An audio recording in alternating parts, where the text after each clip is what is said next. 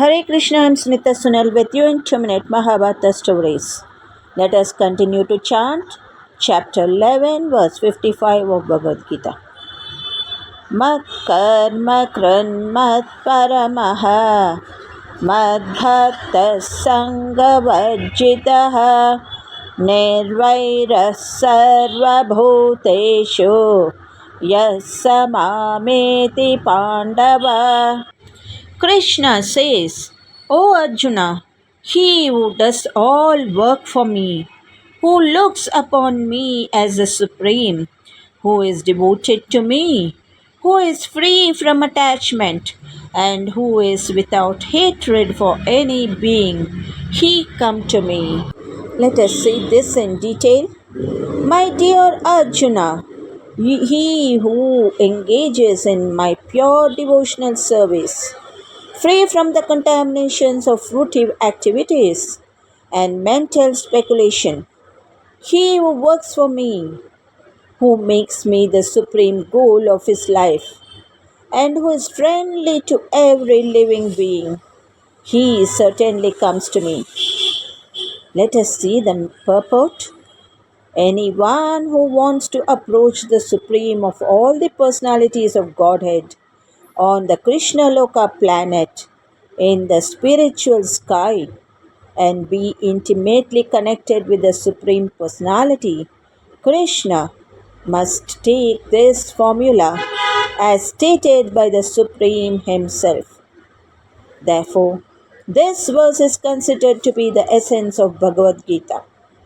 The Bhagavad Gita is a book directed to the conditioned souls who are engaged in the material world with the purpose of lording it over nature and who do not know of the real spiritual life.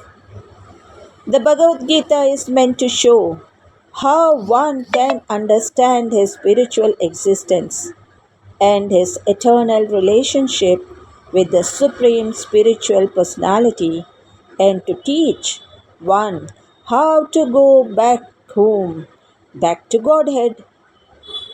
Now, here is the verse which clearly explains the process by which one can attain success in a spiritual activity, devotional service. As far as work is concerned, one should transfer his energy entirely to Krishna conscious activities. That should be our moral. Thank you. Good day to all of you. ಹರೇ ಶ್ರೀಕೃಷ್ಣ. ಶ್ರೀಮದ್ ಭಗವದ್ಗೀತೆ ಅಧ್ಯಾಯ 11 ಶ್ಲೋಕ 55. ಮತ್ಕರ್ಮ ಕೃನ್ಮತ್ಪರಮೋ ಮದ್ಭಕ್ತಃ ಸಂಗವರ್ಜಿತಃ ನಿರ್ವೈರಃ ಸರ್ವಭೂತೇಷು ಯಸ್ಸ ಮಾಮೇತಿ ಪಾಂಡವ. ಈ ಶ್ಲೋಕದ ಭಾವಾರ್ಥ: ಎಲೆ ಅರ್ಜುನ, ಯಾವ ಪುರುಷನು ನಾನು ನಿರ್ದೇಶಿಸಿರುವ ಕರ್ಮ ಅರ್ಥಾತ್ ನಿಯತ ಕರ್ಮ ಯಜ್ಞಾರ್ಥ ಕರ್ಮಗಳನ್ನು ಮಾಡುವನೋ, ಯಾವಾಗಲೂ ನನ್ನಲ್ಲಿ ಪರಾಯಣನಾಗಿರುವನೋ, ನನ್ನಲ್ಲಿ ಅನನ್ಯ ಭಕ್ತಿಯನ್ನು ತಾಳಿರುವನೋ, ಸಂಗವರ್ಜಿತ, ಸಂಘದೋಷದಲ್ಲಿದ್ದು ಈ ಕರ್ಮಗಳನ್ನು ಮಾಡಲಾಗದು. ಆದ್ದರಿಂದ ಸಂಘರಹಿತನಾಗಿ ಎಲ್ಲ ಪ್ರಾಣಿಗಳಲ್ಲಿ ಸಮಭಾವವುಳ್ಳವನಾಗಿರುವನೋ ಆತನು ನನ್ನನ್ನು ಸೇರುವನು. ಹಾಗಾದರೆ ಅರ್ಜುನನು ಯುದ್ಧ ಮಾಡಿದನೇ? ಪ್ರತಿಜ್ಞೆ ಮಾಡಿ ಆತನು ಜಯದ್ರಥಾದಿಗಳನ್ನು ಕೊಂದನೇ? ನಿರ್ವೈರ ಸರ್ವಭೂತೇಷು, ಒಂದು ವೇಳೆ ಅವನೇ ಕೊಂದುದಾದರೆ ಭಗವಂತನನ್ನು ಪಡೆಯಲಾರನು. ಆದರೆ ಆತನು ಪಡೆದಿರುವನು. ಆದ್ದರಿಂದ ನಿಶ್ಚಿತವೇನೆಂದರೆ ಗೀತೆಯಲ್ಲಿ ಹೊರಗಿನ ಕೊಲೆ ಹೊಡೆದಾಟಗಳನ್ನು ಸಮರ್ಥನೆ ಮಾಡುವಂತಹ ಒಂದು ಶ್ಲೋಕವೂ ಇಲ್ಲ.